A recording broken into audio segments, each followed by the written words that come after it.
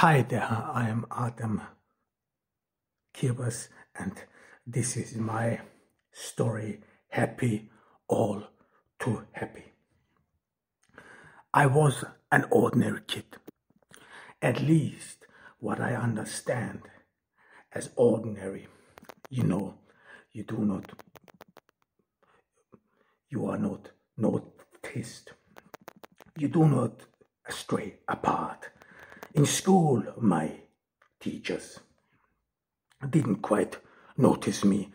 I actually made up my mind that it is for the better that people do not notice you. If you were somewhere and when you leave, if people do not know your name, then you did something right. Because you never know if people remember you, they seek revenge. If people know who you are, they might even bother you, annoy you. I, in that sense, made being ordinary to my character trait, to something I aspired. I was calm. I did not raise my voice. I had no need to be hyperactive. I was not the teacher's pet. I had no need to please someone, to want someone's attention.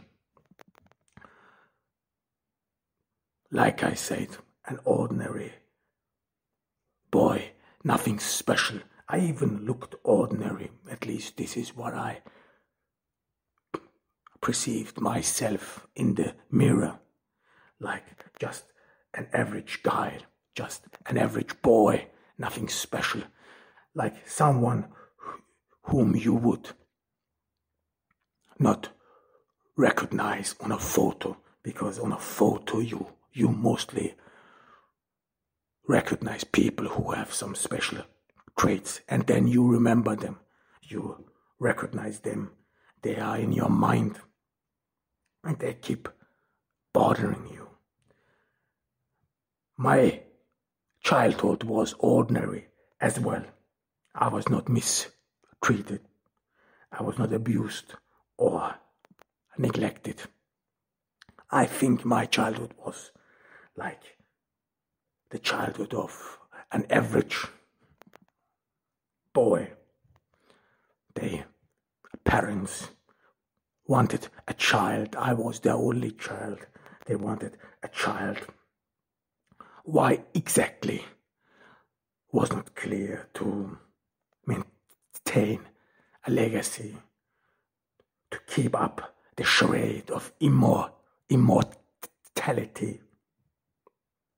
Who knows why people want to have children? And yet, they treated me normally. They treated me decently.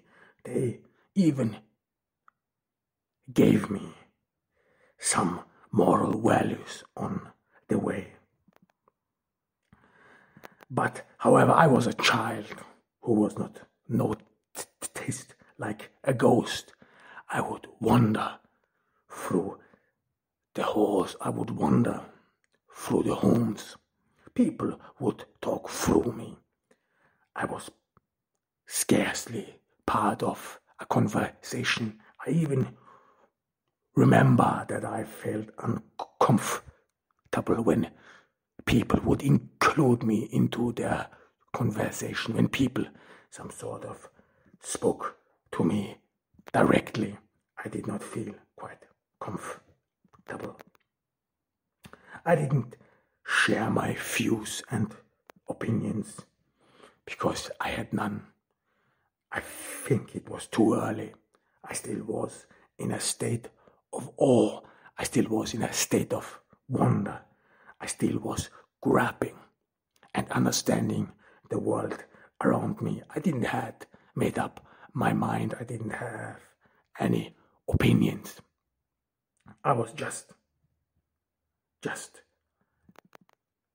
making my way through childhood, making my way to somewhere I don't know. And I was still in awe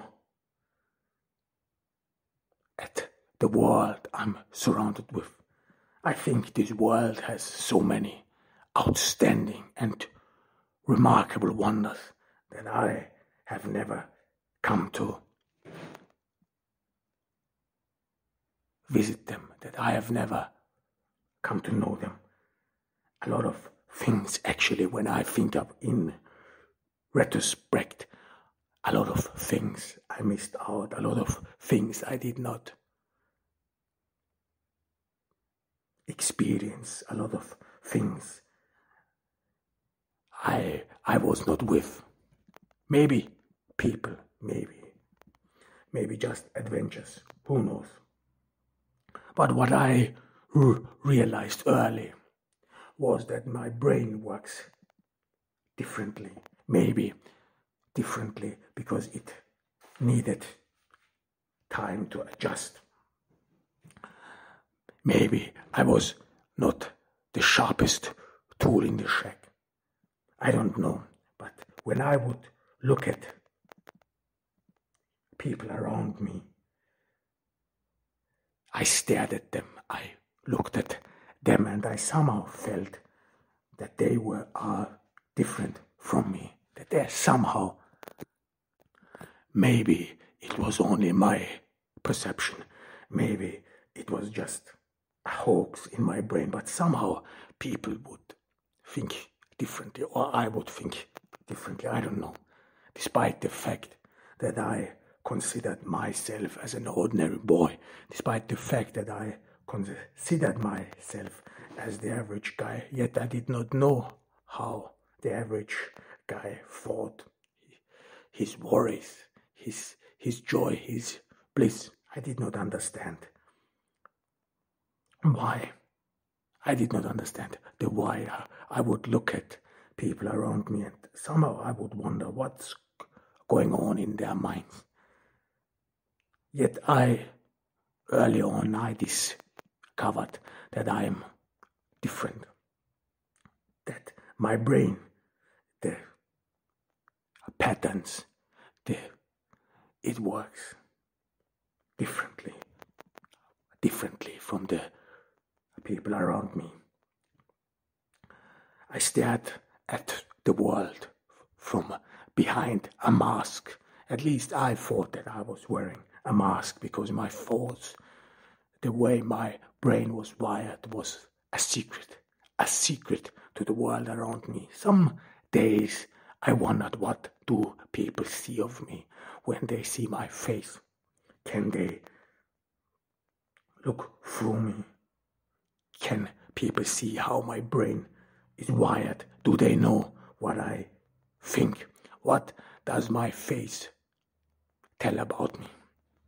I thought about this a great deal. What do people's faces tell about them? We people have learned how to disguise our thoughts. We people have learned how to manage our face, our gestures, so that no secret ever is being released from our eyes, from our mouth. And yet, one's face, at least this is what I thought, is telling about oneself, the worries, the frowns, and all these emotions impregnate themselves on one's brain. Whether they are happy people or sad people. And I always wondered whether our brain, in the end, if it comes to call, would ever betray us in telling our thoughts. This was the very thing I feared the most. Somehow people would see through me. Literally like a ghost, but they would see my thoughts, how my brain is wired. I didn't think something was wrong with me. No one does. This is not how it works. You don't think of yourself as wrong, as low. No, in the beginning I always thought about myself as different, as special. This is how we are brought up. This is especially in our time, people want to be different, special, this craving for uniqueness. And I thought I'm one of them, special. But in that way that I'm positively special.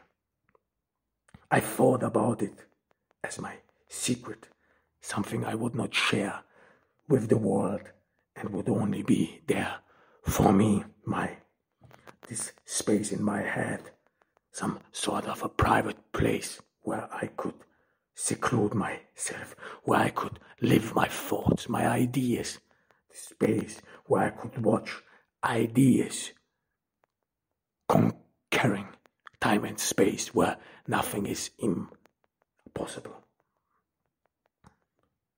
And somehow the life in my head was entirely different from the world around me. I somehow felt the world around me is dull, is boring. Somehow it does not reflect human emotions. And I know this is very difficult to explain, but somehow if you look at the world around you, you somehow feel it is void. It is devoid of real human ideas. Like people tried to do something, people tried to accomplish something, and yet they could only accomplish to create a mere thing, a thing without emotions, a thing without humanity, just plainness. This is the world around us. And if humans would stop to exist from today on, if humans would just get extinct, there would be no indication whatsoever that people with personalities, that people with ideas and thoughts have ever lived. No, we would only have things, objects of value, and we would assume that they had a value in that sense. But we would never know about the people behind them, what they thought, what their motivation was, how they got up every day. I thought about the world around me as a void and dark place. It has no human interactions. It has no warmth. It is just cold, plain. And we stand to each other as objects, nothing more. However, my parents didn't know what I was supposed to become. I mean, every parent wants the best of their child. Every parent thinks that their boy is special, like I thought about myself, special. No one is so cruel to tell them, their children, that they're somehow out of the ordinary, that they are somehow weak. My dad was doing odd jobs.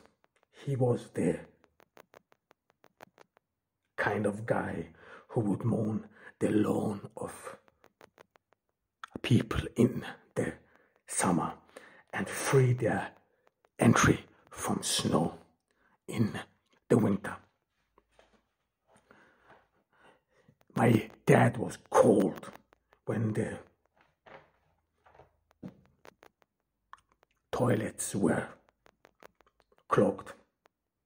Yet he made a secret about it. I only found out later because he told me that he was working for an office. He never told me how he was making his money. He never told me about the gritty life. He never gave me stories where I could partake in his life. He was wearing